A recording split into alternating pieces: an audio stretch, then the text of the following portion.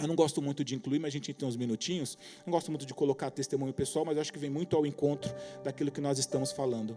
Eu me lembro que algum tempo atrás, ou um bom tempo atrás, eu entrei numa empresa na área de fast food. Queridos, eu recebi tanto desaforo daquele lugar, que eu falo assim, rapaz, isso aqui não vai ser para sempre não.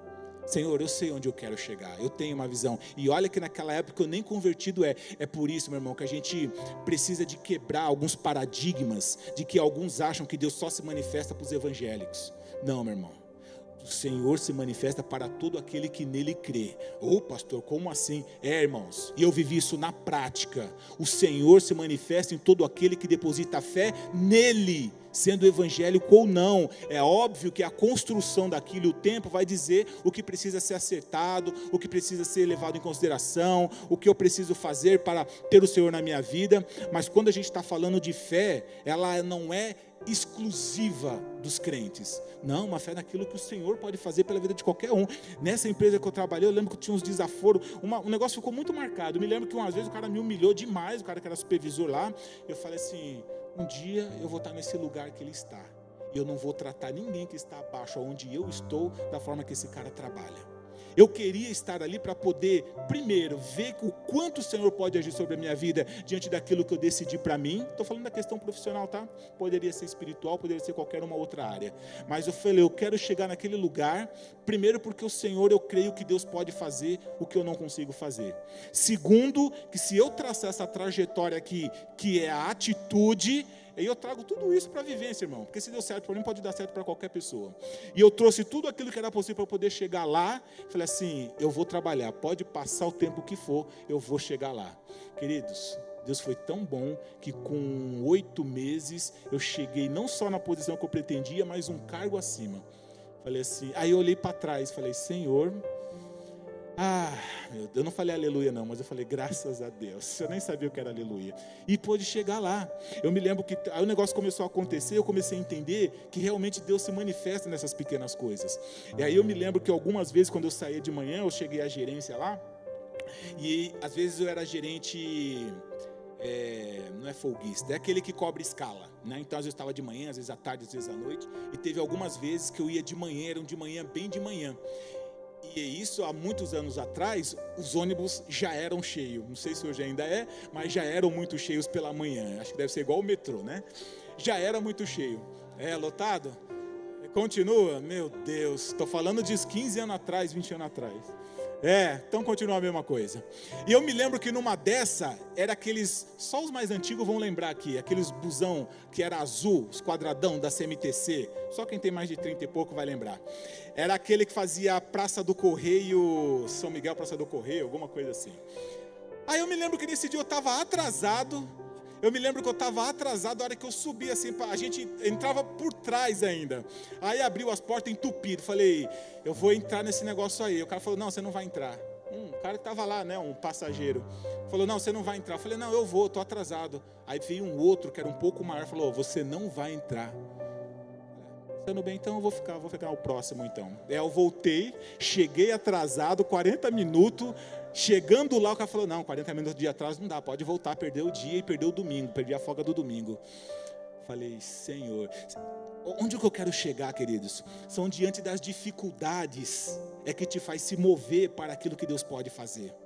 Às vezes quando está tudo bem, as contas estão sendo pagas, não está faltando o pãozinho de cada dia, está tudo certo, não precisa me mover não, é só ir tocando desse jeitinho. Querido, você tem que ser grato a Deus, mas você não pode ser conformado com aquilo que você pode chegar adiante. E eu me lembro, meu irmão, que essa foi a gota d'água. O cara me barrar a minha entrada, barrar a minha entrada dentro do ônibus, porque já estava cheio. Quem é ele? Não é nem dono de nada, você não vai entrar. Eu só não entrei porque eu tinha menos 25 quilos do que eu tenho hoje, porque senão eu ia entrar, irmão. Eu falei, sai daí, eu vou entrar também, igual o metrô. Depois eu conto uma outra situação de metrô. E aí eu falei, cara, essa foi a gota d'água. Senhor, eu vou comprar eu tinha 18, 19 anos. Eu lembro que eu tinha acabado de ser liberado de exército. Falei, vou pegar firme agora. Nesse momento, falei, não, eu quero ter meu carro. E eu não sei se vocês se lembram, na época, o primeiro carro que eu falei assim, esse é o carro, que tinha a carenagenzinha que vinha assim da frente, era o Vectra. Foi o primeiro que eu lembro que vinha aquela carenagemzinha que ligava direto nos retrovisor. Eu achava aquilo ao máximo. E eu tinha um sonho, mano. Eu queria andar tipo executivo. Manja? Executivo de terno e gravata. Quase, aleluia. E eu olhava, mano, eu lembro que eu ia assim, ó, eu trabalhava na loja inaugurada, que eu inaugurei, era lá na Juscelino Kubitschek, no Itaim Bibi. E ali é nave, tudo, os ricão, tá tudo ali circulando, tal, Faria Lima, aqueles lados. E eu via, mano, aqueles caras de terno e gravata, nos carros executivos, assim, falei, cara, eu quero isso pra mim. Eu acho legal isso daí. A nossa visão vai evoluindo, você vai ficando mais maduro e você vê que isso não serve para absolutamente nada. Mas 30 anos, 20 e poucos anos atrás, era o meu sonho, porque eu era fritador de frango, irmão. Eu saía, chegava fedido em casa.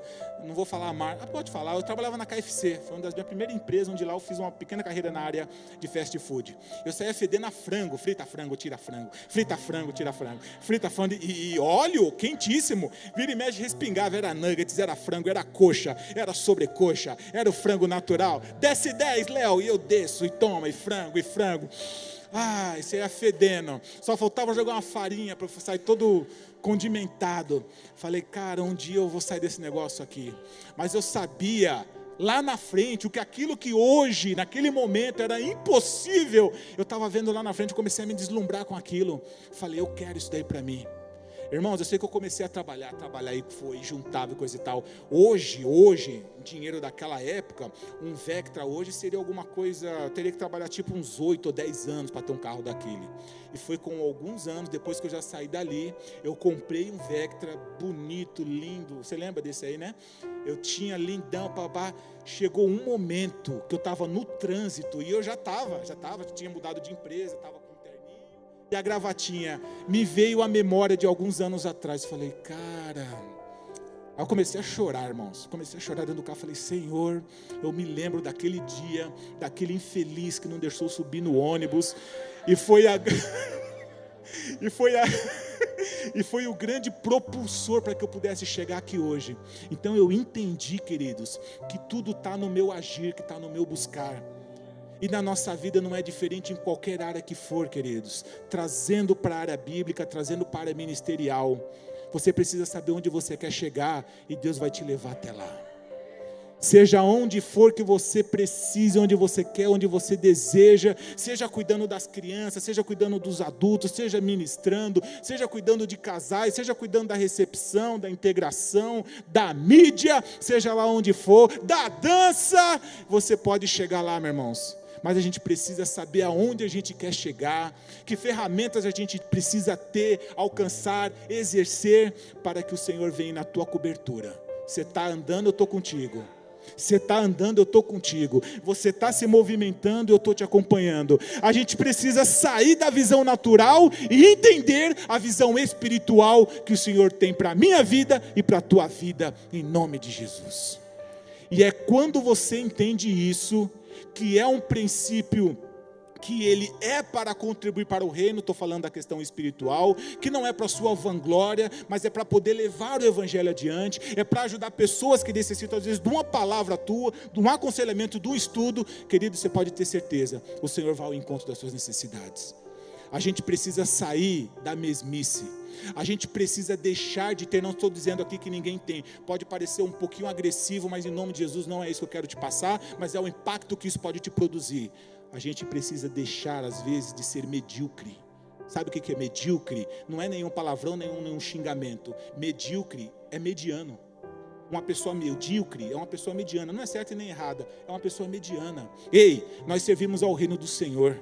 Nós somos cristãos que devemos estar acima da média, fazendo a diferença no reino do Senhor, indo a lugares e pessoas que muitas das vezes nem conhecem o evangelho, ou até conheceram, mas por alguma situação vieram a se desvincular do meio cristão. Você precisa ser o sal, precisa ser a luz que vai trazer essa pessoa de volta. E quando os teus princípios são lícitos diante do Senhor, você não se acostuma a uma vida de mediocridade. Você faz a diferença e você fica acima da média, porque o Senhor é contigo. Ah, pastor, me dá a base bíblica para isso. Eu te dou, Romanos 12:2. E não vos conformeis com esse mundo, mas transformai-vos pela renovação do vosso entendimento, para que possais experimentar qual é a boa, agradável, perfeita vontade de Deus.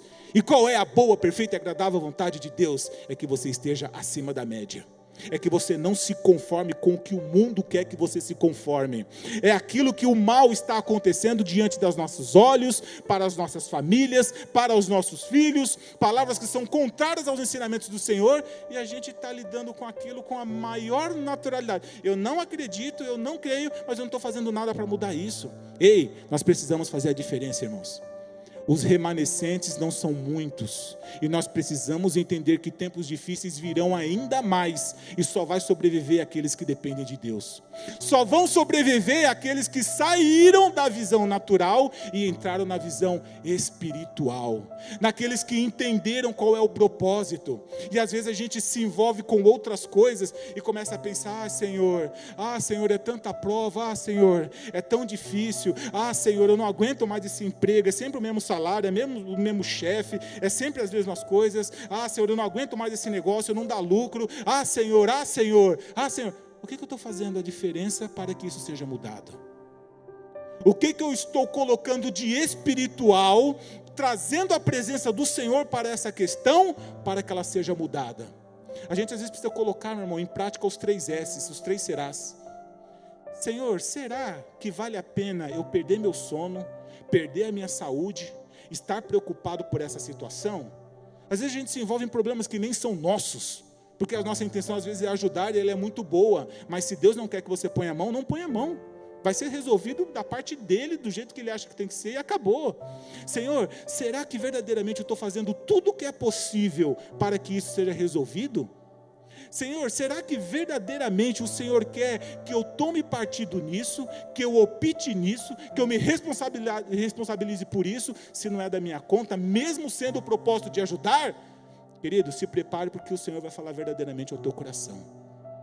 Ele vai dizer para você: não, sai fora desse negócio, deixa que eu ponho a minha mão, que eu resolvo, a preocupação não é tua, os cuidados são meus. Sai de campo, meu irmão, e deixa Jesus fazer o que precisa ser feito. Às vezes tem coisas que nós queremos tratar, porque nós vemos tanta indignação, nós temos empatia por aquilo, mas se não cabe a você, não adianta você pôr a mão, pelo contrário, você vai estar atrapalhando aquilo que Deus quer fazer. A nossa visão também precisa ser espiritual, mesmo se tratando de ajuda, porque a gente precisa saber se Deus quer a nossa ajuda, uma vez que Ele não precisa, e se Ele precisar, pode ter certeza que Ele vai falar com você. A nossa visão precisa ser 100% espiritual, meu irmão. A nossa visão precisa ser daquela que move o coração do Senhor, usando dessa linguagem, para que a gente possa contemplar daquilo que o Senhor tem como promessas para as nossas vidas. E se o Senhor tem promessa para a tua vida, o milagre vai acontecer. A gente só precisa se basear e dar o tempo necessário, que nós não sabemos qual é, para que essas promessas se materializem na nossa vida. Não nos esquecendo daquilo que nós temos como desejo, aonde nós queremos chegar. E na hora certa o Senhor vai mudando as peças do tabuleiro e o milagre vai acontecer na tua vida, em nome de Jesus.